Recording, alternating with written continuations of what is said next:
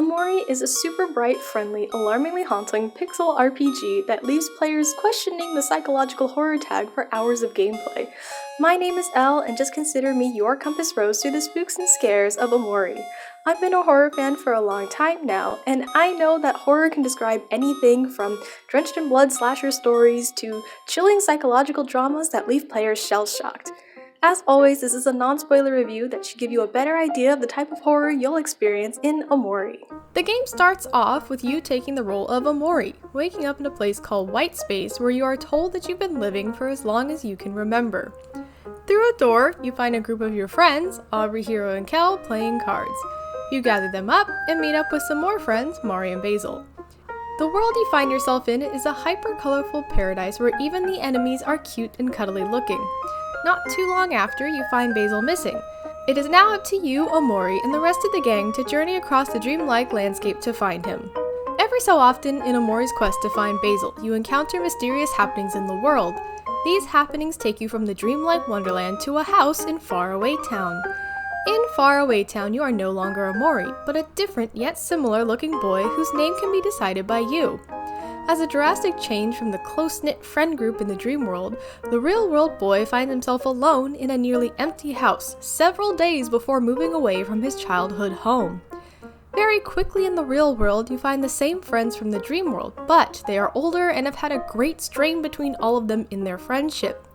The events of OMORI have you wandering a dream world for your best friend while attempting to regain some semblance of normalcy in the real world simultaneously. OMORI is one of the longest horror games that I have played, with my runtime coming out to around 22 hours due to its RPG style of gameplay. This long style of gameplay lends itself well to the method of slow burn horror that this game presents to you. The first half of the game contains nearly nothing scary aside from some general themes about growing apart from your friends as you grow up, and the very occasional frightening image. The only thing that even remotely implies that this is indeed a horror game is the ghost-like creature that appears from time to time as you explore the dream world. The slow burn is well paced and gives the player enough time to really learn about all the characters involved, so the dramatic and chilling climax is all the more shocking when it is presented. Once the spookiness begins, it doesn't really stop. While the initial part of the game is all about the slow burn intro to the characters in the world, the second spooky phase of this game finds its scary foothold in Abstraction.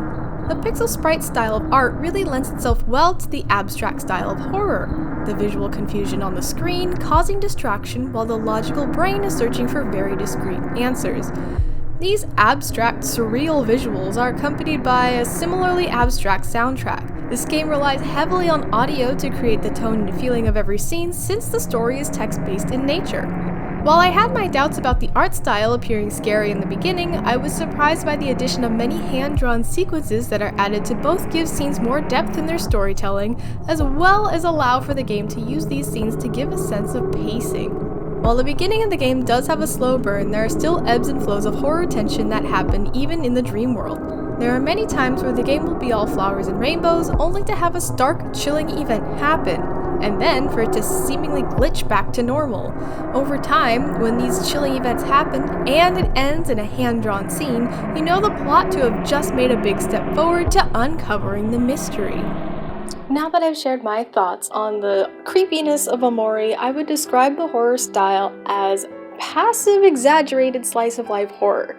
I know that's kind of a mouthful. So what I mean by the passive aspect is that while there are RPG-style fights consistently throughout the game, anything that remotely enters the ballpark of horror just happens to you.